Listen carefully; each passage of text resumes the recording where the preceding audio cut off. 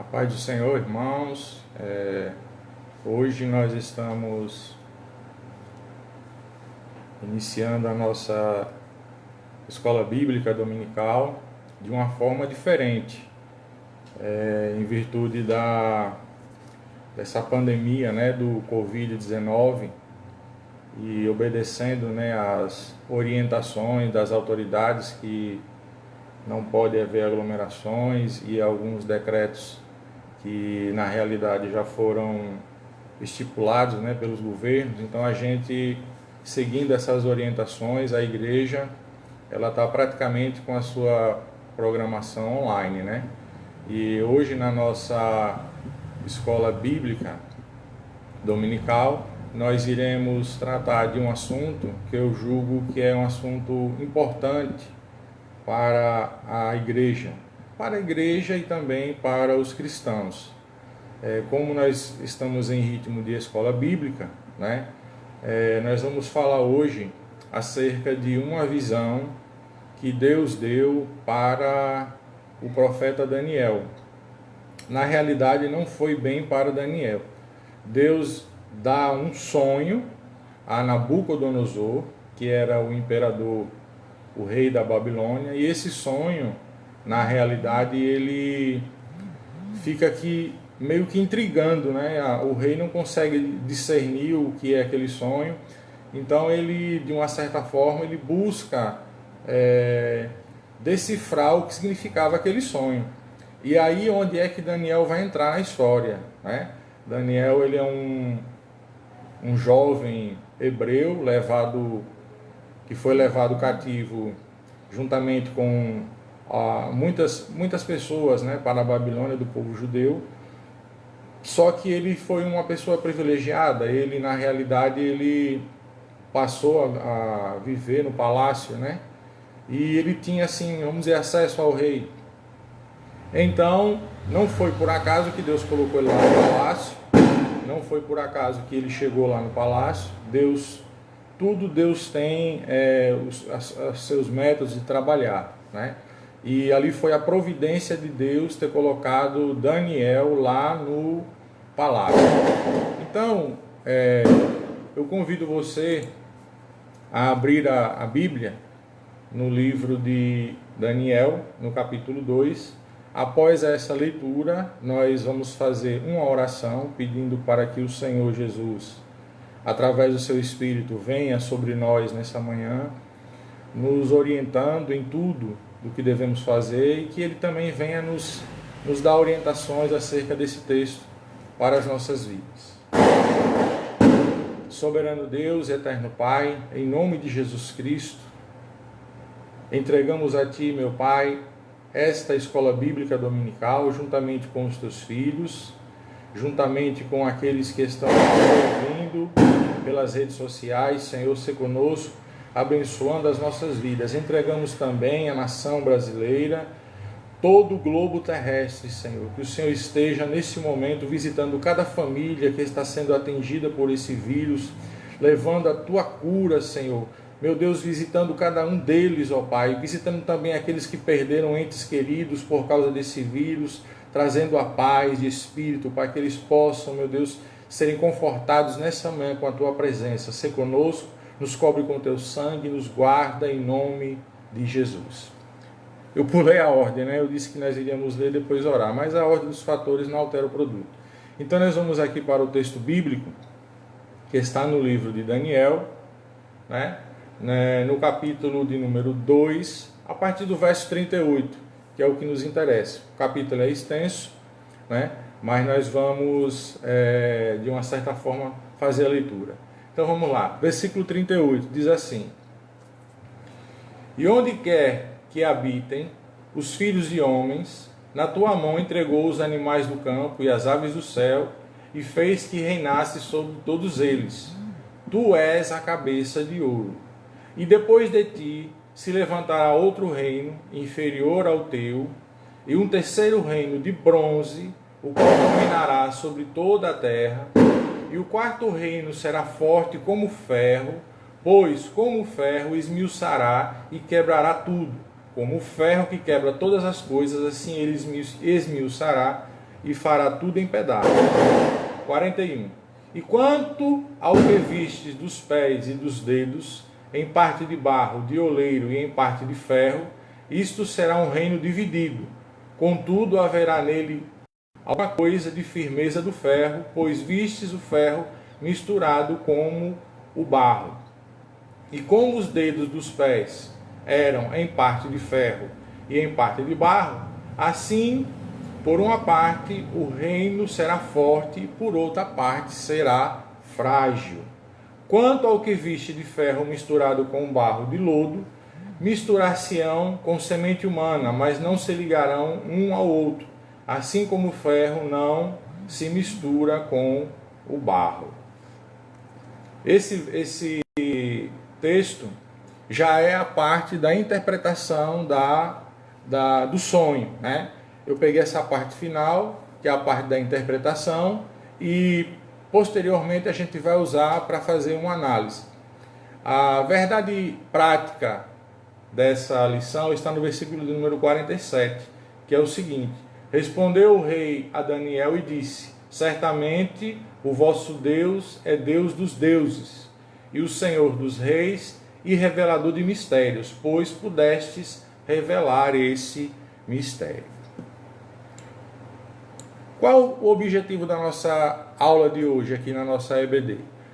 É entender nesse capítulo, primeiro, que a profecia dada, aliás, que o sonho dado ao rei Nabucodonosor e revelado a Daniel, é na realidade toda a história humana sendo contada nesse capítulo. Segundo, o que é que nós vamos aprender aqui, né, nesse capítulo? Nós vamos aprender que nós, nos tempos atuais, estamos inseridos nessa visão. De que forma? Nós vamos aprender que quando Deus deu essa visão ao rei Nabucodonosor, ele estava contando toda a história da humanidade até os dias presentes. E nós estamos inseridos aguardando o quê? O que é que cabe a nós nos dias atuais? Aguardar que o arrebatamento da igreja aconteça. Mas lá no final do capítulo, do versículo de número 47, salvo engano,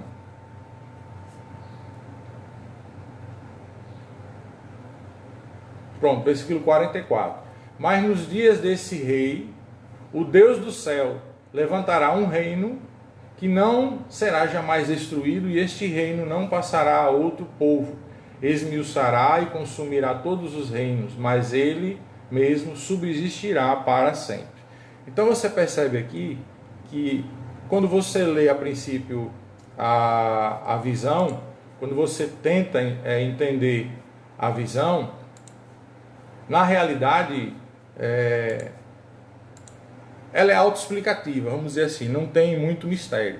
O que acontece é a gente passar a entender a parte da sua interpretação. Vamos lá. Quando Nabucodonosor teve esse sonho, olha que coisa interessante. Quando ele teve esse sonho, que ele ficou intrigado, que ele viu uma estátua muito grande, cuja cabeça, vamos lá, ele teve um sonho, e nesse sonho ele teve uma visão de uma estátua muito grande, e essa estátua, a cabeça era de ouro, do ombro até a cintura, com os braços, era prata, da cintura até a coxa era de cobre, e da coxa até o pé era de ferro. Vamos colocar assim, até a canela, né? Era de ferro. Os pés já eram misturados, ferro e barro. E o texto diz lá na parte final que o ferro e o barro, eles não dão liga, né? Ou seja, não havia como haver essa ligadura, vamos dizer assim, na estátua. E na parte final da revelação, nós vemos uma pedra que vem em direção aos pés da estátua.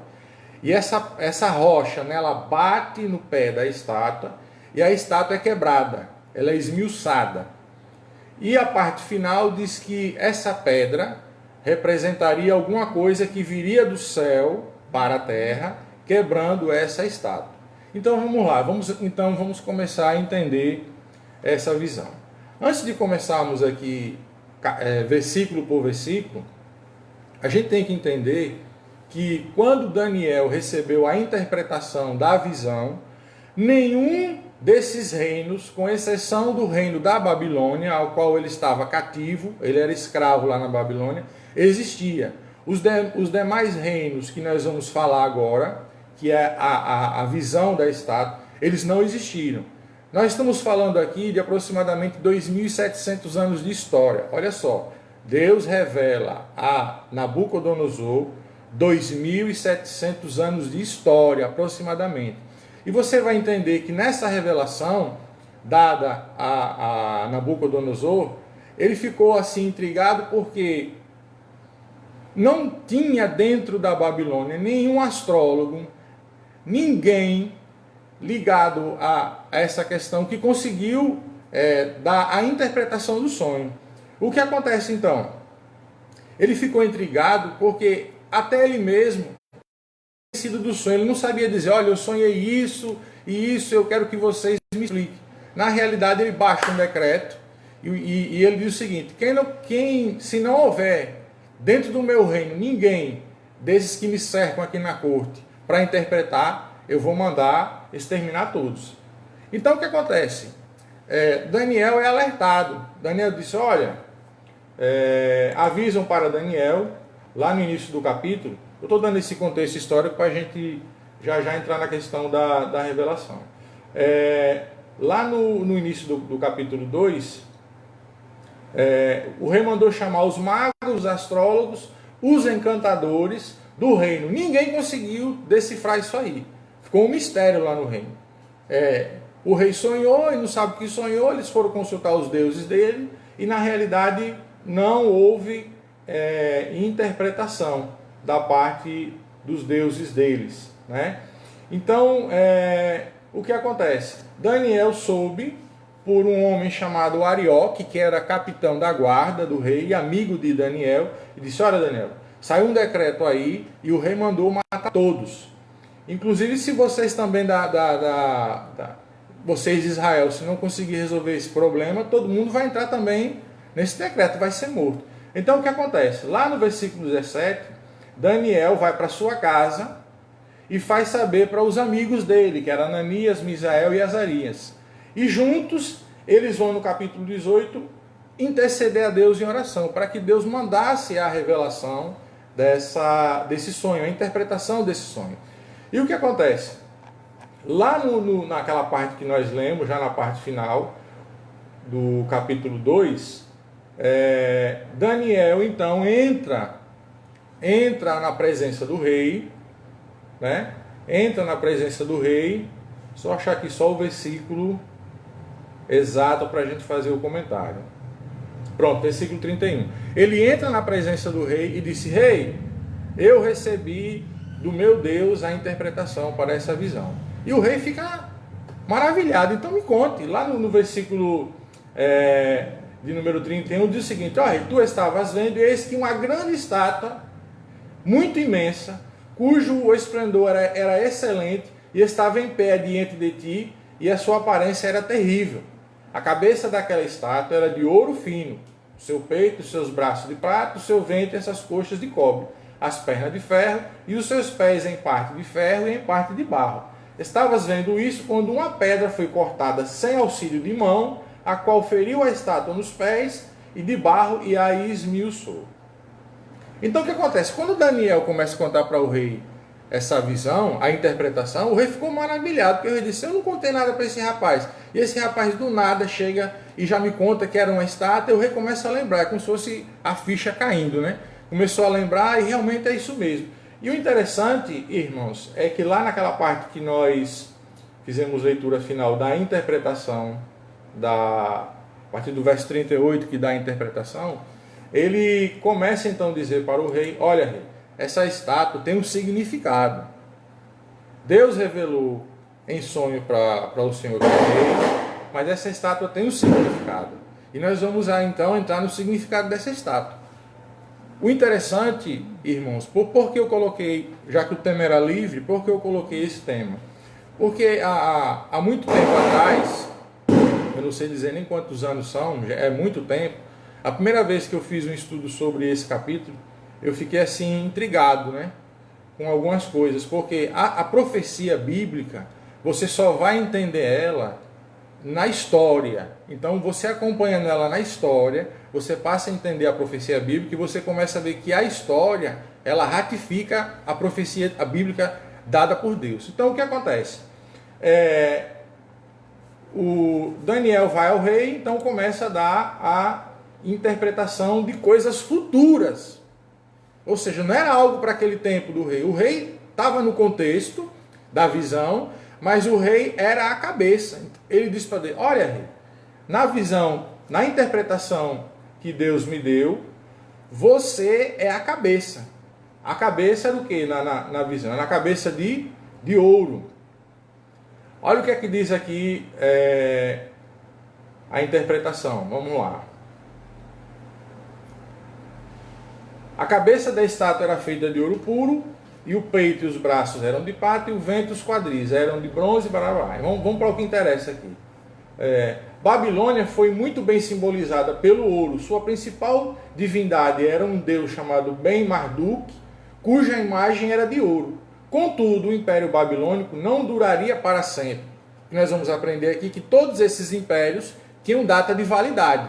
Deus disse: olha, vai surgir impérios na Terra, e esses impérios terão data de validade. Vai ser de X a Y.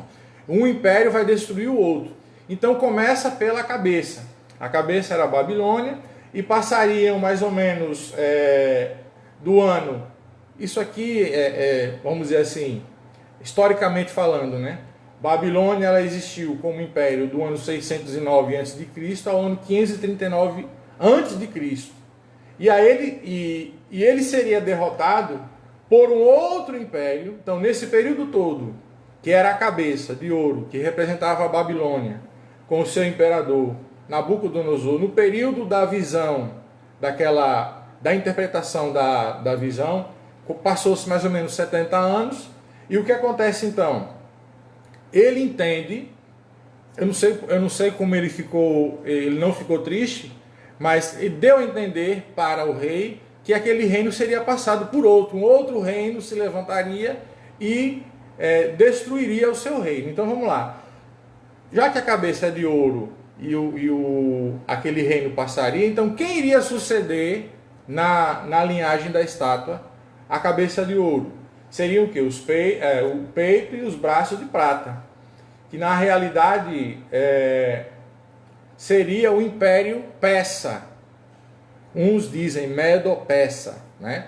Mas nós o conhecemos como Império Persa. A parte de prata destrói a parte de ouro, subjuga. Isso nós vamos ver na história. Quem é o ícone desse império? É o general Ciro, né? E a Bíblia também fala dele, né? Tem algumas passagens na Bíblia que fala acerca de Ciro.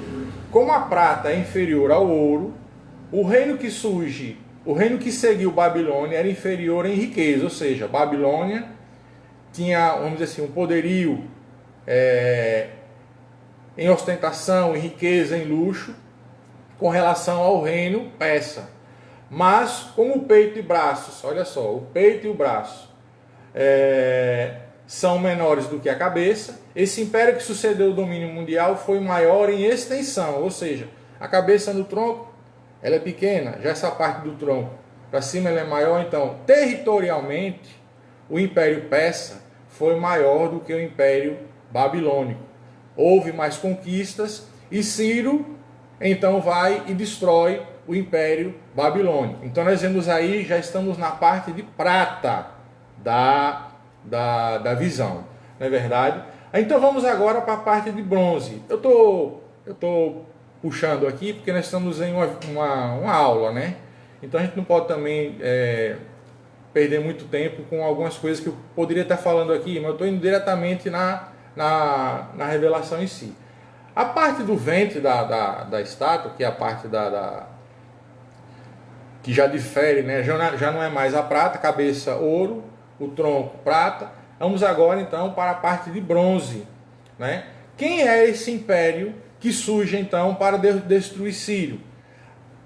A parte de bronze da estátua já faz menção a um outro império, que seria o quê? O Império Grego, que tem o seu maior expoente, Alexandre, né? Alexandre o Grande, praticamente, ele dá uma extensão territorial muito maior do Império Persa para o Império Grego, a ponto de Heródoto e alguns outros historiadores dizem que ele, quando ele conquistou tudo que ele tinha que conquistar, diz que ele senta e começa a chorar, porque não tinha mais nada para conquistar. Todo mundo civilizado na época de Alexandre o Grande ele conquistou.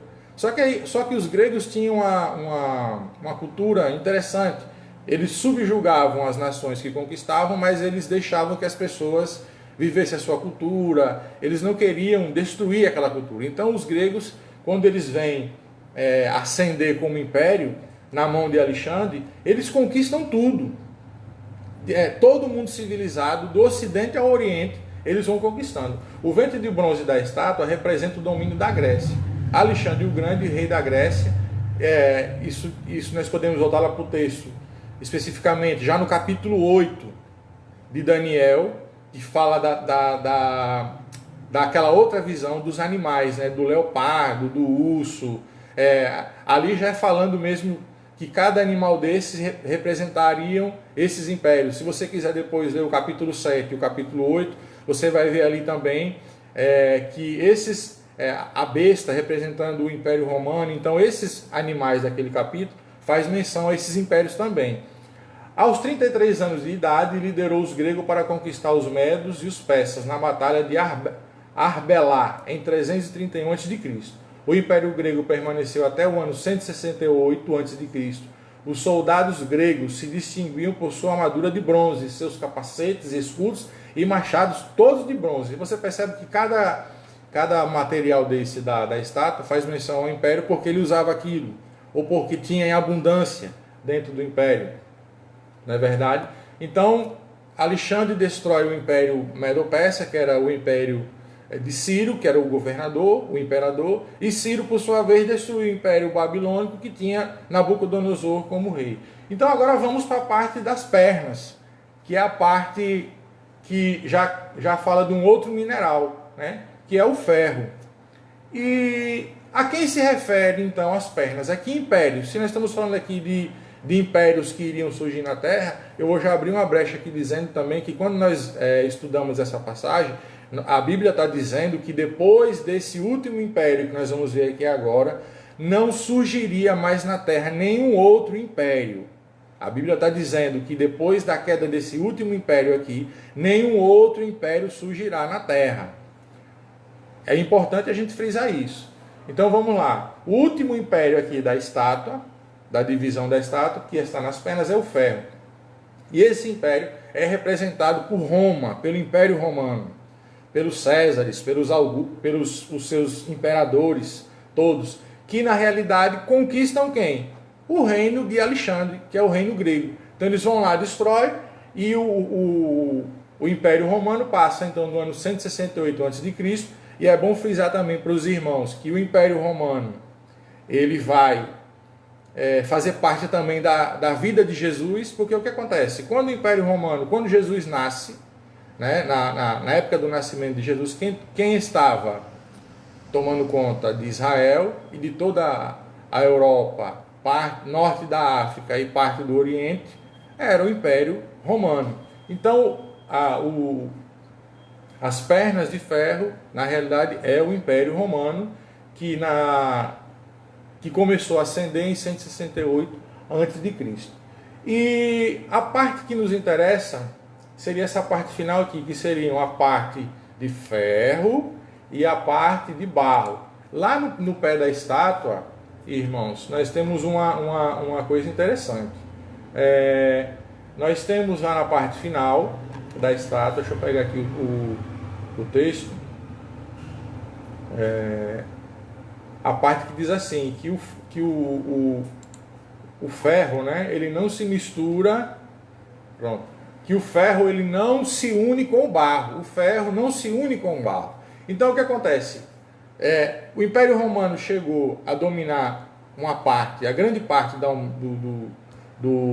Europa, Norte da África e Oriente, Mas a Bíblia está dizendo que ele também ia passar. Ele não ia ser para sempre. Então o que acontece? Quem então destrói o Império Romano? Quem então destrói o Império Romano? Na realidade, Deus levanta na terra os chamados povos bárbaros. Quem eram os povos bárbaros? Todo aquele povo que não era natural do Império Romano, que vinha de fora do Império. Eram os bárbaros. E na realidade, quando nós olhamos para o pé da estátua, o que é que nós vemos lá no pé da estátua? Quando a gente olha para o pé da estátua, a gente vê que ela é esmiuçada por uma rocha que vem do céu e destrói o pé da estátua. Mas eu quero, ainda eu quero me ater um pouco nessa questão da destruição do Império Romano. A Bíblia fala que lá no pé da estátua nós temos 10 dedos, né? No pé direito e no pé esquerdo.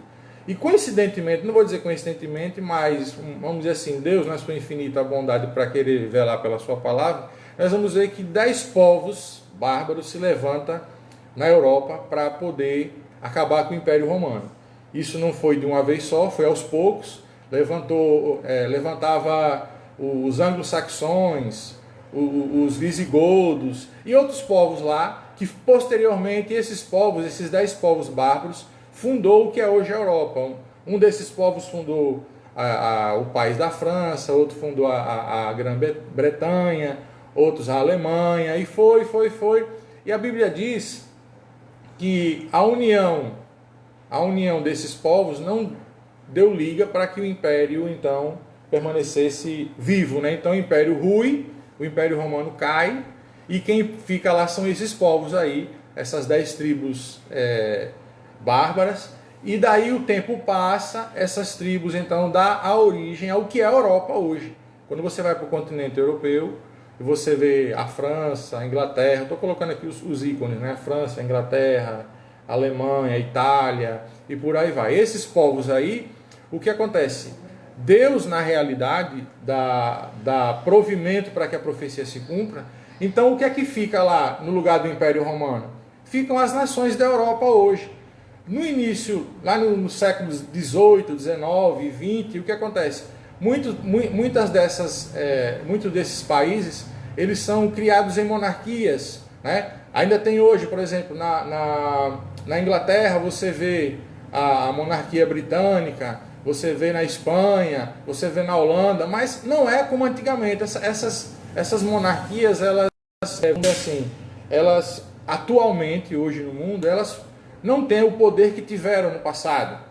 Elas existiram e existem hoje por um motivo. E isso nós vamos abordar já já. Deus permitiu que essas monarquias ainda estejam existentes para que a profecia ainda permaneça de pé, ainda se cumpra. Lá no capítulo 2 de Daniel, quando ele tem a visão, quando dá a interpretação da visão, que ele diz que lá a união do pé da estátua se daria com casamentos, né, com uniões de povos. E aí o que acontece? A gente observa nesse aspecto que, por exemplo, até 100 ou 200 anos atrás, por exemplo, um da monarquia francesa casava com a monarquia inglesa, um da monarquia inglesa casava com a espanhola, da espanhola casava com a portuguesa. Então o mundo era desse jeito, havia essa trama. Mas só que acontece hoje, caiu-se as monarquias, então surgem os estados, né? As nações-estados. Então hoje o mundo é regido por essas nações. Mas o que eu quero dizer é o seguinte, eu peguei aqui uma coisa interessante, que a Bíblia fala que não haverá, a revelação da estátua diz que não haverá o surgimento de um outro império.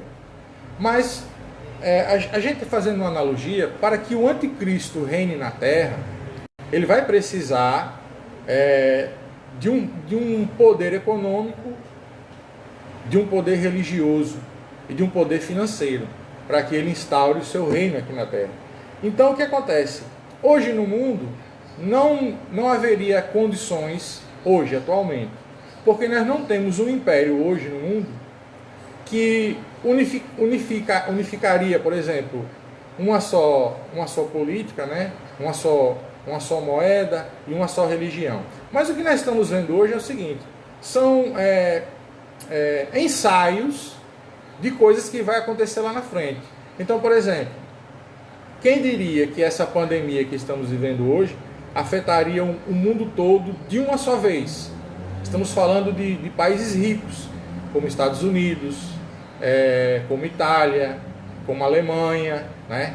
como a Inglaterra. São países hoje, irmãos, e você que está acompanhando aqui na live, são países hoje que todos, independente da sua riqueza, foram afetados. E isso vai aparecer daqui 3, 4 meses lá na frente, países aí quebrando, sistemas financeiros quebrando. Porque se essa pandemia continuar por muito tempo, nenhum país, por mais rico que seja, ele vai aguentar. Então, na tese do surgimento do anticristo, ele precisaria de um caos econômico, um caos, né, político mundial, onde ele venha aparecer, não é verdade? Para que ele venha, então, dar a solução. Olha, é isso aí. O que nós vamos fazer para governar o mundo é isso. E vai ter a anuência dos demais países. Então, o que é que eu trago para os irmãos com relação à parte final do pé da estátua? Que não surgiria mais o império. Mas, recentemente, eu digo recentemente porque isso foi agora, até anotei aqui, no dia 7 de fevereiro de 1992, oficialmente foi criada a União Europeia, que é a junção de todos os países da Europa, alguns países do bloco leste, né, do bloco europeu, e alguns aqui do ocidente. Então criou-se, qual foi o objetivo da criação da União Europeia, né? Foi um bloco pequeno formado por alguns países no início, né, para que houvesse o livre comércio entre eles. E uma coisa foi exigida, que todo mundo que aderisse à União Europeia adotasse como moeda única o euro. Olha só que interessante. O euro como moeda única. Aí o que acontece? Todos os países que aderiram à União Europeia têm como moeda única o euro. Já tem o Parlamento Europeu também, onde todos os países têm os seus representantes. Mas o que acontece? A intenção era criar uma potência, assim, talvez até mesmo um império, né? Um império europeu. Mas a Bíblia diz que não haveria isso. Então o que acontece? O ano passado nós já vimos alguns países caindo fora, né, da União Europeia. O que acontece? Aí nós vemos um dos grandes, a Inglaterra caiu fora, né? Houve um plebiscito lá entre eles, disse, olha, não é vantagem para a gente permanecer na União Europeia, então a gente vai cair fora, a gente vai continuar usando a nossa moeda, né? E eles que fiquem com o euro, embora o euro é uma moeda forte, e a moeda inglesa também é uma moeda forte. Mas o que acontece? Você percebe a ruptura para cumprimento da visão dada a Daniel, ou seja, não se formará mais um reino. Aí o que acontece? Deus mostra na história, irmãos, para a igreja, tudo isso que aconteceu. E onde é que a igreja está hoje? Na visão da estátua, nos pés. Nós estamos nos pés da estátua, aguardando o quê? Que essa rocha venha e quebre esse sistema, ou seja, quando Jesus Cristo voltar, a rocha representa Jesus. Quando essa rocha vier, que é Jesus, né, a pedra angular que vier, que quebrar o pé da estátua, que é o que representa hoje o quê? O sistema político, financeiro, religioso, global, ele vai quebrar e instalar o reino milenar de Cristo na terra. Mas quando essa rocha vier, a igreja, ela já estará o quê? Tirada da terra. Então, para que o reino de Cristo venha para a terra, seja instalado na terra, ele vai ter que tirar esse reino daqui, o que os cristãos chamam de arrebatamento. A igreja já não estará mais na terra. Então você percebe, irmãos que nos acompanham aqui na nossa live, que está próximo a vinda dessa rocha, da vinda de Cristo, porque as nações do pé já se formaram, né? Que eram aquelas 10 tribos bárbaras que destruíram o Império Romano, que fundaram monarquias, depois países, estados, e hoje não existe mais nada da visão da estátua, que nós poderíamos dizer assim, não, ainda falta isso da estátua, ainda falta aquilo, não falta mais nada. O que falta é essa rocha vir e destruir ela. Então o que nós tiramos de lição é o seguinte: quando Jesus Cristo voltar, O que é que vai acontecer com esse sistema? Ele vai ser destruído por quê? Ele vai estar colapsado, não vai ter condições do mundo viver da forma que está vivendo. Você imagine, lá no capítulo 24 de Mateus, quando Jesus Cristo fala acerca do fim, ele fala, né, de várias situações, dentre elas ele fala o quê? De pestes, fomes, terremotos e coisas que vai envolver a parte de saúde e a parte da natureza. Não só o globo terrestre vai ser abalado, mas também a saúde humana vai ser abalada. E mesmo o anticristo, quando você lê lá no capítulo 13, do capítulo 13 até o capítulo 17 de Apocalipse, e quando a Bíblia fala de algumas coisas que ele vai fazer, mesmo ele fazendo isso, ele não vai conseguir, de uma certa forma, unificar as pessoas. Aí é quando Cristo vem com a igreja, né, para instalar na terra o reino milenar. Então, irmãos, que nós venhamos a refletir no capítulo 2 de Daniel e entender que quando Nabucodonosor ficou, vamos dizer assim, ficou perplexo com aquilo, né? E no final do livro de Daniel, Deus também disse para ele, olha, feche esse livro, cele ele, porque não é para o seu tempo. Essas coisas vão acontecer em tempos vindouros, muito lá na frente. Então Daniel, ele também não questiona Deus. Daniel, ele recebe a visão, a interpretação, coloca no livro e aguarda. São livros que a gente tem que ler de uma forma assim diferente. Quando nós lemos no livro de Daniel, o que é que eu tiro? Quando a gente lê o capítulo 2 de Daniel, que fala da visão da estátua. Quando a gente passa para a visão das 70 semanas de Daniel, que também é muito importante estudar as 70 semanas de Daniel, que é mais ou menos uma compilação da estátua, né? A gente percebe que são semanas de anos e aí vai. Então a gente percebe, irmãos, que tudo já está posto. Não tem mais nada para ser revelado. Falta se cumprir. Nós estamos vivendo no pé da estátua. Falta esse reino de Cristo chegar. Então a gente entende que está próximo o reino de Cristo. Não é porque estamos nessa pandemia que estamos vivendo agora. Eu vou dizer algo para os irmãos, talvez muitos até vão ficar assim, nossa, eu queria ter uma palavra de ânimo, mas a Bíblia fala que daqui por fim as coisas vão se afunilar. Ninguém espera coisa muito boa, não. As coisas vão ficar pior, porque a palavra de Deus tem que se cumprir. Algumas coisas têm que se cumprir. E para que se cumpra, não são coisas boas, são coisas ruins mesmo. Porque o juízo de Deus virá à terra. Não é verdade? As pessoas passaram muitos séculos aí fazendo o que queriam. A gente viu agora recentemente, né, absurdos atribuindo-se à divindade de Cristo, né, até mesmo a Bíblia Sagrada, seja ele qual credo for, se for protestante, se for católico, mas as pessoas de uma certa forma abusaram disso, né? A gente viu aí situações absurdas de pessoas dizendo até que Jesus era travesti. Olha que loucura! Jesus é travesti, sim. Nós vimos aqui um vídeo aqui de Pernambuco. Nós vimos muito isso esse ano, né? Nesse ano e no ano passado, escolas de samba abusando, né? Pegando Satanás, derrotando Jesus e tanta coisa.